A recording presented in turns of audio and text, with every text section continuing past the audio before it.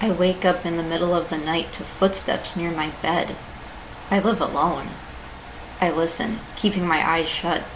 Perhaps it's my imagination, a dream I've carried too far into consciousness. But I hear them.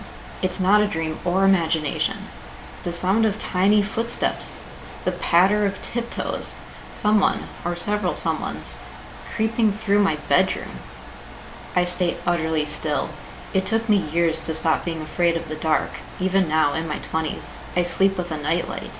If I open my eyes, the dim glow will let me see the shadows of my intruders. I knew in my youth that if I could see them, I was safer. But now I think the safety came from seeing that no one was there. As a kid, I'd sit up for hours with that creeping feeling just building and building in my chest, certain that at any moment the monster would burst from my closet. But it never did. I eventually forced myself to turn off the fear, to lie back down and shut my eyes. At first, I knew that the moment I shut them, the monster would appear, that I would feel its finger gliding over my skin, the hot breath on my hair. But after long enough, I guess I took for granted I was wrong. I also planned for if I ever awoke to danger. Leaping to my feet and letting out my best shout would have to repel anyone who meant harm, because realistically, any intruder would be a person, not a monster.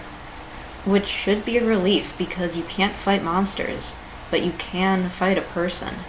And monsters don't exist. Or so I told myself. And yet here I lie, frozen in bed, refusing to see the beings in my room who are making those creepy puttering sounds around me.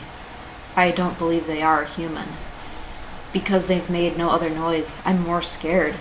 It's not how I imagined. It's too real, too dangerous. I feel the adrenaline in my body, realize how small and uncoordinated I am. I can't throw a punch. I can't block an attack.